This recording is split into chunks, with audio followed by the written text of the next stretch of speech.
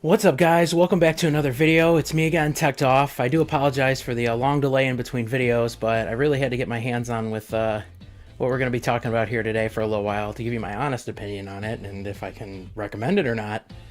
But as you can probably already tell by the title of this video, today we're going to be talking about the Oculus Rift, which I did choose over the Vive. I'll tell you why. And of course, to run said Rift, I did have to make a bit of an upgrade, and I was kind of in untreaded waters at that point. Never spent that much on a component before, so I was really nervous, but I'll let you know what I think about it and if I can recommend it to you. So let's get started, shall we? Before we get into the component upgrade part of this video, I wanted to talk about the meat and potatoes, I guess you could say, of this video, which is, well, this is just the box for it. This guy right here, it's the Oculus Rift with touch controllers. I paid 350 bucks during a nice Black Friday sale. I'm sure some of you saw it as well. And I thought it was worth it. I obviously wasn't going to pay $600 or $800 last year. I have been watching this space very closely for the last year or so, and $600-800 was a little bit out of my price range, and I'm sure that's true for a lot of you watching this video. But slowly but surely, both Vive and Facebook have been dropping the prices more and more, and finally you're starting to see some mainstream pricing. And I assume they're taking a loss on this, selling it at only $350 just to get you to buy, you know, games. Kind of like the console model that's been out for a while now. But $350 wasn't really an issue for me. That wasn't the only reason. I had demoed this at a local Best Buy, and I did get to try out the Vive as well. And not at Best Buy, but I did try them both. I did go with the Oculus because it is lighter on your face. You will absolutely notice that the first time you put it on. Yeah, it's maybe not as... it's a little more ergonomic, I'll say that too, in terms of the... let me see if I have it here. The touch controllers. Here we go. Here's one of them.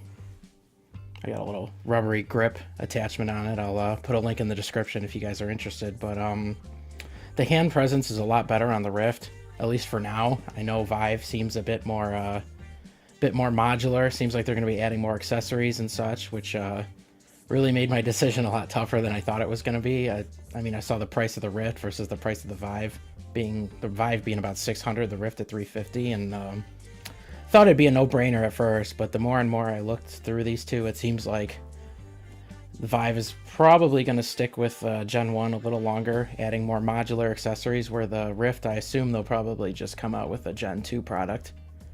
And we'll see if they leave us Gen 1 people behind or not, but better ergonomics, the hand presence, like I said, very nice.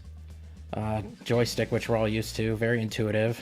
Didn't have to really learn any controls and kind of just pick up the controllers and jump in. And also, this may not matter to a lot of you, but for me, better cross-platform compatibility. I know Oculus has done some bad behavior in the past with exclusivity, and well, timed exclusivity. There's a difference, but making it harder for Vive users to use Oculus software. Of course, there's Revive now, but they've been fighting that for a while. Where most games on Steam actually have native Oculus support, which is fantastic. I actually buy most of my games on Steam anyway, like a lot of you probably do, which leads me to my next point, the ecosystems.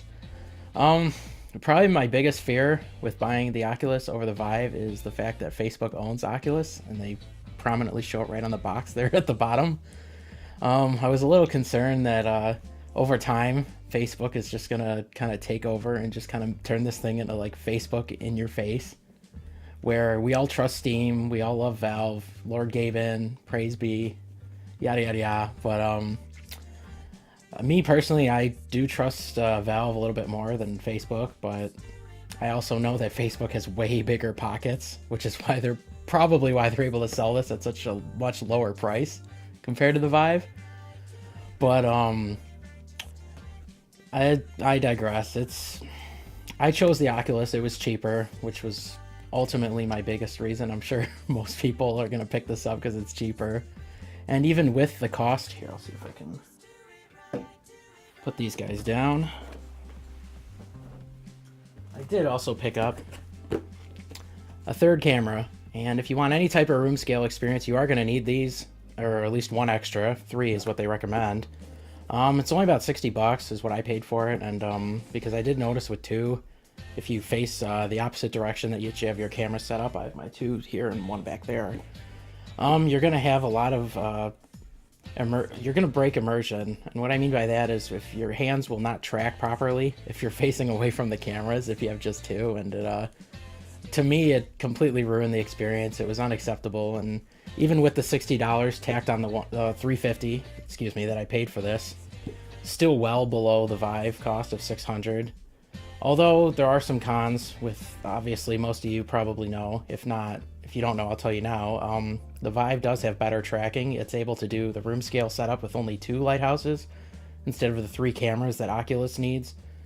And it's a lot less cable clutter as well. The Oculus cameras are all powered by USB, so you got a big, at least I have a big spaghetti nest of wires going back to my computer, where the Vive lighthouses only need power to work, which is fantastic. And you only need 2 of them too, so.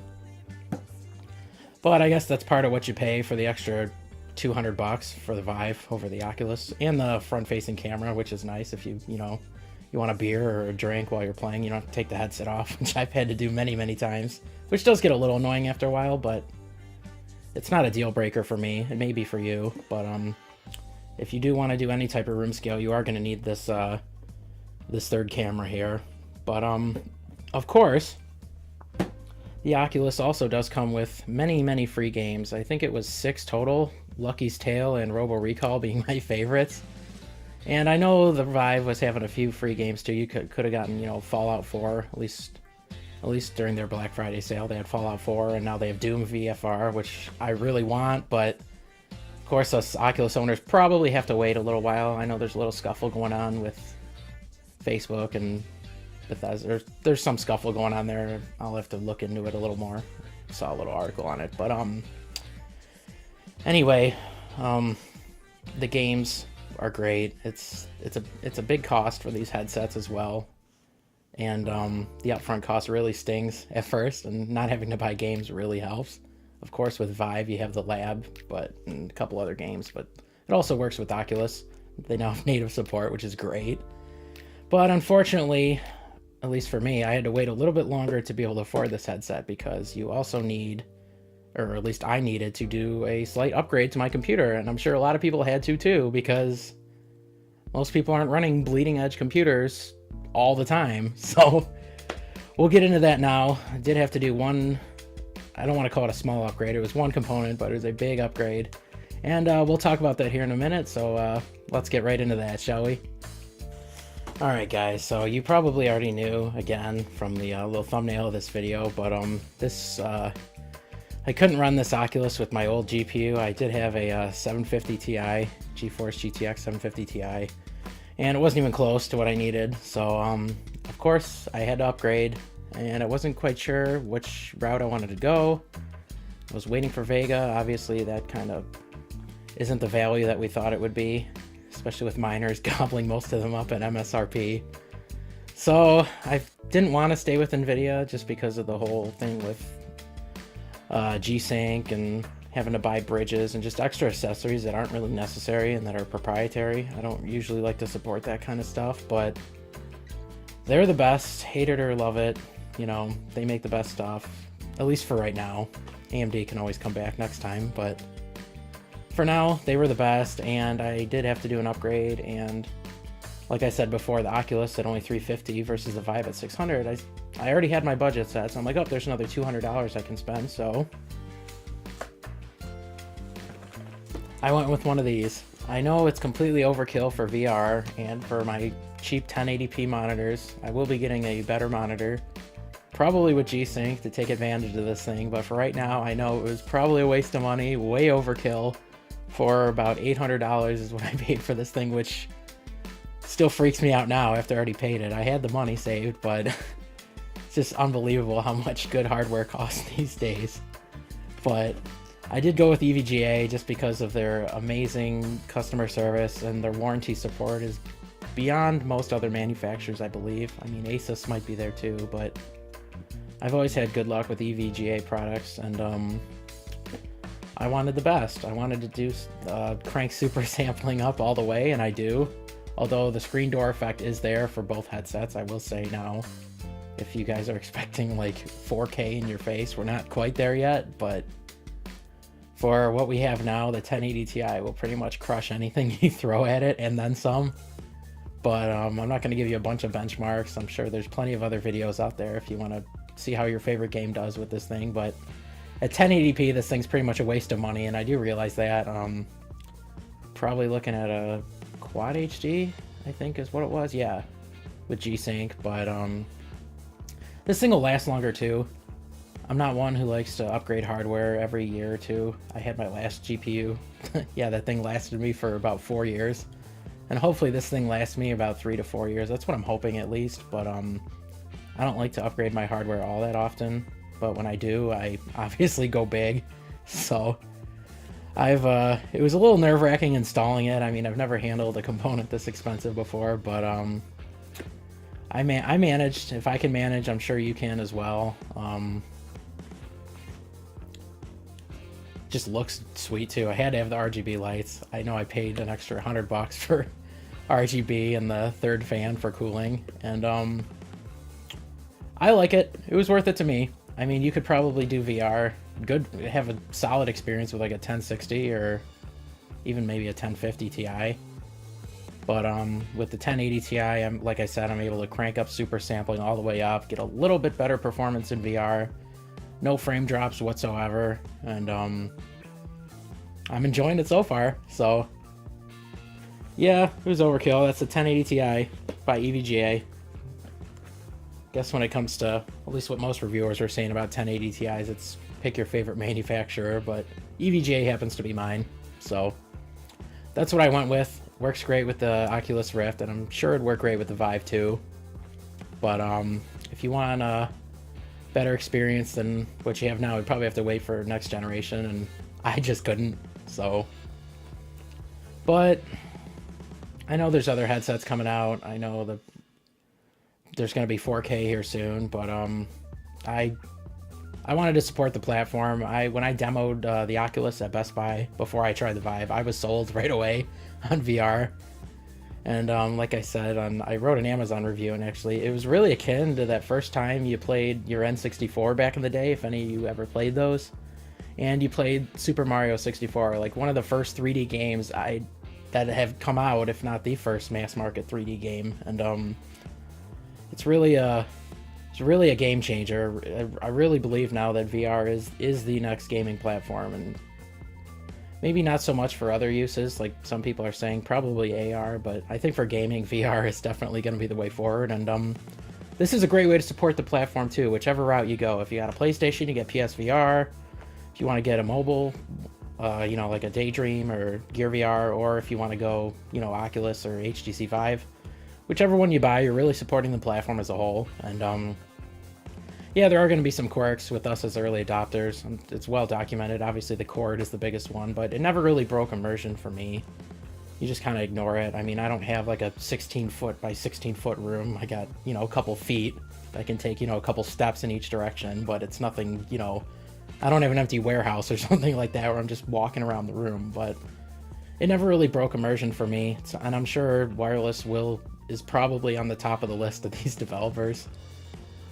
Making the actual hardware right now, and the more games we buy, the more developers are going to get on board. So I really wanted to just make this video to help anyone, if you're watching, who's on the fence about getting VR or not. I was on the fence for a long time. I kept telling myself, I'm gonna get it, but I just couldn't swallow 600 for or even 800 for the Vive. It still seems ridiculous to me. I mean, I paid 800 for a graphics card, but that's different. You can use that for a lot more, but $800 is, I would never have paid that. Those of you who did, thank you for allowing it to become cheaper, because that's a crazy price in my opinion.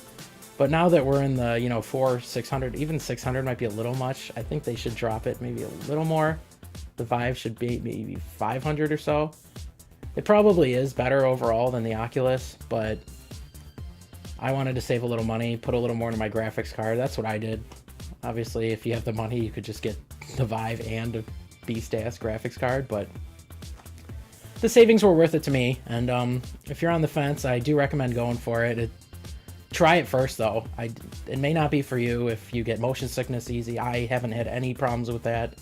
I love roller coasters. I love, you know, spinning around, flipping around. So it was never a problem for me, but I know some people out there might have problems with motion sickness. So try it at a, you know, local Best Buy or Microsoft store where I tried the Vive, and see for yourself. I was sold after not even 5 minutes, but the immersion's just on a different level than staring at just a flat screen. So you should decide for yourself, but I love it. I'm gonna enjoy it for a while, and I might have some game reviews coming out. I already played a bunch, like Arizona Sunshine, Brookhaven Experiment, which is probably my favorite. Like I said, Lucky's Tale, Robo Recall, and I got a couple others too, but I haven't played a lot of them yet, so I just kind of scooped them all up during the Black Friday sale. But yeah, I think that's about it. So thank you guys for watching. I know it was a bit of a long-winded rant on my part, but I just wanted to share with you guys how much I enjoyed this thing. I know I haven't had a video in a while. I really wanted to spend a couple weeks with this thing, and I just wanted to tell you guys what I thought, give it a fair chance before I just, you know, immediately say it's great, because obviously at a Best Buy or at a store, the the layout's going to be perfect. You have a lot of room to walk around, where obviously, like me, if you're in an apartment or a smaller area, the experience might be a little different, and it was, but still as amazing and shocking as I remember first trying it out. And it's always a special experience when you put that headset on your face, especially for the first time. I'll never forget that. But let me know in the comments if you guys have tried VR, or if you're thinking about it, or if you have any questions about this headset. Or I don't know quite as much about the Vive. I did demo it. I've done, I'd say, a fair bit amount of research, but I don't own one, so I haven't had as much of a hands-on experience. But let me know in the comments below if you guys have any questions, and I'll answer them ASAP. So thanks for watching, guys. Be sure to like and subscribe if you enjoyed this video and want to see some more, and I'll see you guys next time. Thanks for watching, guys. Peace.